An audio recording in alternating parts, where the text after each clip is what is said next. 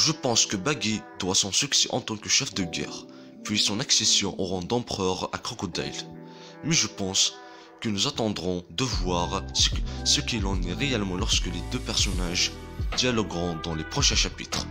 Néanmoins, je vois les membres de la guilde de la Croix devenir des alliés des chapeaux de paille plutôt que des ennemis légitimes. Ce sont eux qui amènent le protagoniste à cibler le gouvernement mondial, ainsi que tout ce que les révolutionnaires ont entrepris. Mais avant que cela n'arrive, je pense qu'une revanche s'impose. Ah oui, la revanche attendue depuis plus de 1000 chapitres. L'ultime test de Zoro pour voir s'il est digne du titre de plus grand épiste du monde.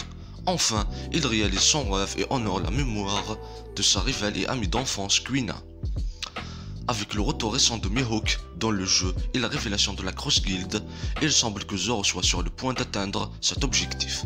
Cependant, j'ai du mal à décider si ce sera avant ou après l'affrontement entre les chapeaux de paille et Barbe Noire.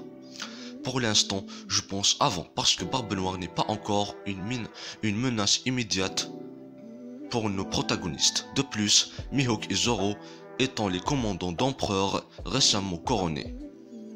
Ils sont essentiellement égaux maintenant, pas vrai? De toute façon, je vois la revanche de Zoro sur Mihawk comme le moment où ses épées deviennent noires. En supposant qu'aucune ne soit devenue noire après son combat contre King, où il s'est déclaré le roi des enfers. Un moment plutôt badass où il s'est affirmé comme un digne maître d'Enma.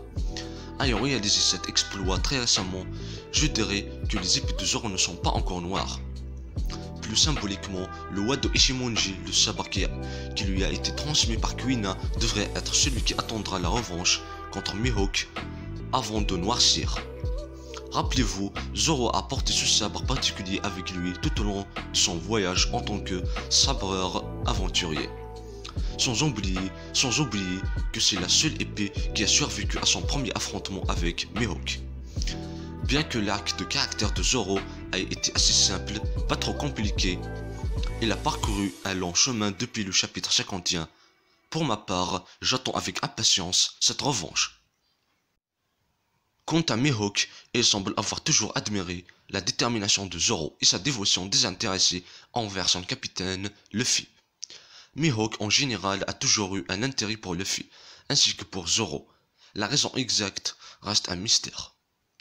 Qu'est-ce qui a poussé Zoro, cet ancien formidable chasseur de primes, à suivre ce jeune pirate débutant?